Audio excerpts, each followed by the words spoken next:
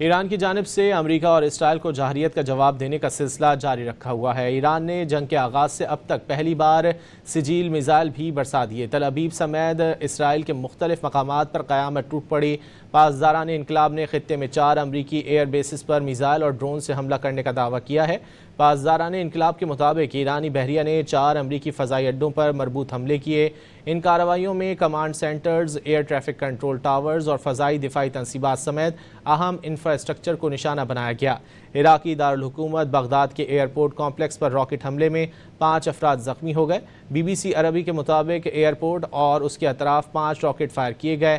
زخمی ہونے والوں میں ایک انجینئر، سیکیورٹی اہلکار اور ملازمین شامل ہیں۔ سعودی عرب نے مزید 6 ڈرونز روک کر تباہ کرنے کا دعویٰ کیا ہے۔ پاسداران انقلاب نے سعودی عرب پر ڈرون حملوں کا الزام مسترد کر دیا۔ ریاض اور مشرقی صوبے میں ڈرون حملوں کی تحقیقات کا مطالبہ بھی کیا گیا۔ قطر نے بھی ایران سے آنے والے مزید کئی ڈرون فضا میں روک کر تباہ کرنے کا دعویٰ کیا ہے۔ بحرینی اور کویتی حکام کے مطابق اپنی اپنی فضائی حدود میں کئی ڈرونز ناکام بنا دیے گئے۔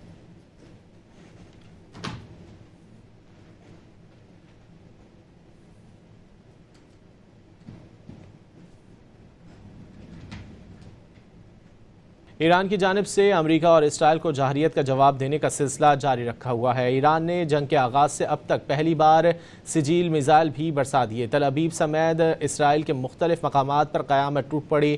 پاسداران انقلاب نے خطے میں 4 امریکی ایئر بیسز پر میزائل اور ڈرون سے حملہ کرنے کا دعویٰ کیا ہے۔ پاسداران انقلاب کے مطابق ایرانی بحریہ نے 4 امریکی فضائی اڈوں پر مربوط حملے کیے۔ ان کارروائیوں میں command centres, air traffic control towers اور فضائی دفاعی تنصیبات سمیت اہم انفراسٹرکچر کو نشانہ بنایا گیا۔ عراقی دارالحکومت بغداد کے ایئرپورٹ کمپلیکس پر راکٹ حملے میں 5 افراد زخمی ہو گئے۔ BBC عربی کے مطابق ایئرپورٹ اور اس کے اطراف 5 راکٹ فائر کیے گئے۔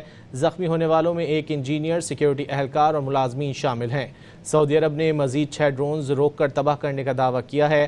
پاسداران انقلاب نے سعودی عرب پر ڈرون حملوں کا الزام مسترد کر دیا۔ ریاض اور مشرقی صوبے میں ڈرون حملوں کی تحقیقات کا مطالبہ بھی کیا گیا۔ قطر نے بھی ایران سے آنے والے مزید کئی ڈرون فضا میں روک کر تباہ کرنے کا دعویٰ کیا ہے۔ بحرینی اور کویتی حکام کے مطابق اپنی اپنی فضائی حدود میں کئی ڈرونز ناکام بنا دیے گئے۔